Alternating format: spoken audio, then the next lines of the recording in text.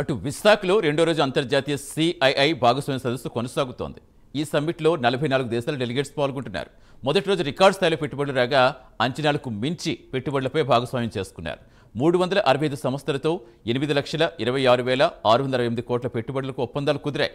ఇక సమ్మిట్ ముందు రోజుతో కలిపి 400 ఎంఓయూలు, 11,91,972 కోట్ల పెట్టుబడులకు ఒప్పందాలు కుదిరాయి. ఈ ఒప్పందాలతో 13,32,445 మందికి ఉద్యోగ అవకాశాలు లభించనున్నాయి.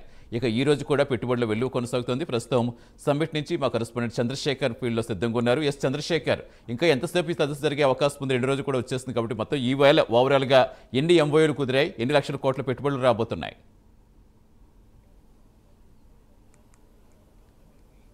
రైట్ సతీష్, చూసుకుంటే కూటమి ప్రభుత్వం అధికారంలోకి వచ్చిన తర్వాత ఏపీలో పెట్టుబడుల వెల్లువ మొదలైందని చెప్పుకోవచ్చు. ఈ నేపథ్యంలోనే 2 రోజుల పాటు విశాఖలో జరిగినటువంటి ఏదైతే సిఐఏకి సంబంధించినటువంటి ఏదైతే పార్ట్నర్షిప్ సమ్మిట్ ఉందో, ఈ సమ్మిట్లో దాదాపు 13 లక్షల కోట్ల రూపాయలకు సంబంధించినటువంటి ఒప్పందాలు అయితే జరగడం అయితే పరిస్థితి కనిపిస్తుంది. ప్రధానంగా చూసుకుంటే దీనికి సంబంధించి కూడా దాదాపు 1300 లక్షల కోట్లకు సంబంధించినటువంటి పెట్టుబడులంతా కూడా పెట్టేందుకు కూడా ప్రతినిధులంతా కూడా సిద్ధమైనటువంటి పరిస్థితి కనిపిస్తుంది. దాదాపు 44 దేశాలకు సంబంధించి 2,500 మంది సభ్యులంతా కూడా పాల్గొన్నారు. దేశీ విదేశీయులంతా కూడా పాల్గొని ఈ రోజు అయితే దాదాపు చూసుకుంటే 2 రోజుల పాటు జరిగినటువంటి ఏదైతే సిఐఏకి సంబంధించినటువంటి భాగస్వామ్య సమ్మిట్ ఏదైతే ఉందో, భాగస్వామ్య సమ్మిట్లో 410 వరకు కూడా ఎంఓఏలు అయితే కుదుర్చుకోవడం అయితే జరిగింది. దాదాపు చూసుకుంటే ఇక్కడ ఉన్నటువంటి ఐటీ సంస్థలు కావచ్చు, ఇతరత్ర సంస్థలు కానీ, లేదా ఫార్మాసిటీకి సంబంధించినటువంటి సంస్థలు, అలాగే ఫుడ్ పార్కింగ్కి సంబంధించినటువంటి సంస్థలు, ఈ సంస్థలన్నీ కూడా ఈ రోజు అయితే ముఖ్యంగా ఎంఓఏ అయితే చేసుకోవడం అయితే జరిగింది. దాదాపు 2 రోజుల పాటు జరిగినటువంటి సమావేశం ఏదైతే ఉందో, ఈ 2 రోజుల పాటు జరిగినటువంటి సమావేశంలో పెద్ద ఎత్తున కూడా స్థానిక నాయకులతో పాటు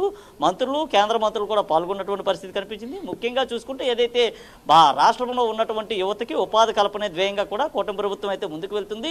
ఈ నేపథ్యంలోనే రాష్ట్ర ముఖ్యమంత్రి, అలాగే రాష్ట్ర ఉప ముఖ్యమంత్రి, రాష్ట్ర ఐటీ విద్యాశాఖల మంత్రి నారా లోకేష్ కూడా దృఢ నిశ్చయంతో కూడా ఏర్పాటు చేసినటువంటి ఏదైతే సిఐఏకి సంబంధించినటువంటి సమ్మిట్ ఏదైతే ఉందో, సమ్మిట్లో పెద్ద ఎత్తున కూడా భాగస్వాములు అయినటువంటి పరిస్థితి కనిపిస్తుంది. ముఖ్యంగా చూసుకుంటే గత ప్రభుత్వంలో తరలి వెళ్ళిపోయినటువంటి ఏదైతే పరిశ్రమలు ఉన్నాయో, ఆ పరిశ్రమలన్నీ కూడా మరలా విశాఖకైతే ఆంధ్రప్రదేశ్ కూడా తిరిగి క్యూ కట్టినటువంటి పరిస్థితి కనిపిస్తుంది. ముఖ్యంగా చూసుకుంటే సమ్మిట్ జరగకముందే దాదాపు 400 కోట్లకు సంబంధించినటువంటి ఎంఓయూలు కుదుర్చుకున్నటువంటి పరిస్థితి కనిపిస్తుంది. ముఖ్యంగా చూసుకుంటే టీసీఎల్ సంస్థ కావచ్చు, లేదా విశాఖలో ఏర్పాటు చేయబోతున్నటువంటి గూగుల్ ఏఏ హబ్కి సంబంధించినటువంటి సంస్థ కావచ్చు, ఇతరత్ర సంస్థలు ఏవైతే ఉన్నాయో, రహేజా సంస్థ కావచ్చు, లేదా అమర్ రాజాకు సంబంధించినటువంటి సంస్థలు, ఈ సంస్థలన్నీ కూడా తిరిగి ఆంధ్రప్రదేశ్ వైపు అయితే వచ్చినటువంటి పరిస్థితి అయితే కనిపిస్తుంది. ఈ నేపథ్యంలో దాదాపు రాష్ట్ర వ్యాప్తంగా ఉన్నటువంటి 20 నుంచి 25 లక్షల మంది యువతకు కూడా ఉద్యోగ ఉపాధి అవకాశాలు లభించే దిశగా కూడా కూటమి ప్రభుత్వం అయితే అడుగులు వేసింది. ఈ నేపథ్యంలోనే దీనికి సంబంధించినటువంటి సిఐఏకి సంబంధించినటువంటి సమ్మిట్ని కూడా ఏర్పాటు చేసింది. మరోవైపు చూసుకుంటే ఇటు కేంద్రం నుంచి కూడా పెద్ద ఎత్తున కూడా ప్రశంసల జల్లులు అయితే కురిపించినటువంటి పరిస్థితి కనిపిస్తుంది. ముఖ్యంగా చూసుకుంటే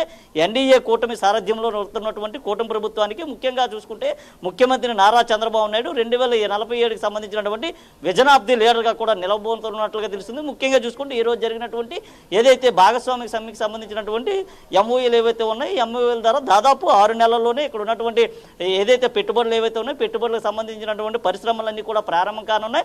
తద్వారా నిరుద్యోగ యువతకి ఉపాధి కల్పనతో కూడా మిగతా వరకు కూడా పెద్ద ఎత్తున కూడా ప్రోత్సాహం అందించేటటువంటి పరిస్థితి కనిపిస్తుంది. నేపథ్యంలో దీనికి సంబంధించినటువంటి ఆ సమ్మిట్ కూడా ప్రారంభించినటువంటి పరిస్థితి కనిపించింది. అయితే దాదాపు 2 రోజుల పాటు జరిగినటువంటి సమ్మిట్ ఏదైతే ఉందో, దీనికి సంబంధించి పెద్ద ఎత్తున కూడా సమావేశం కూడా నిర్వహించారు. నిర్వహించిన అనంతరం కూడా చూసుకోవచ్చు ముఖ్యమంత్రి చంద్రబాబు వారందరితో కూడా మాట్లాడినటువంటి పరిస్థితి కనిపిస్తుంది. దాదాపు 45 సెషన్స్ కూడా కొనసాగినటువంటి పరిస్థితి కనిపిస్తుంది.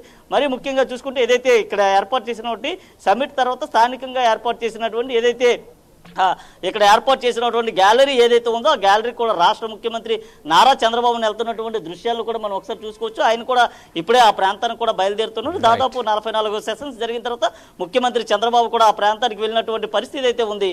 Satish, right, thank you Chandrasekhar.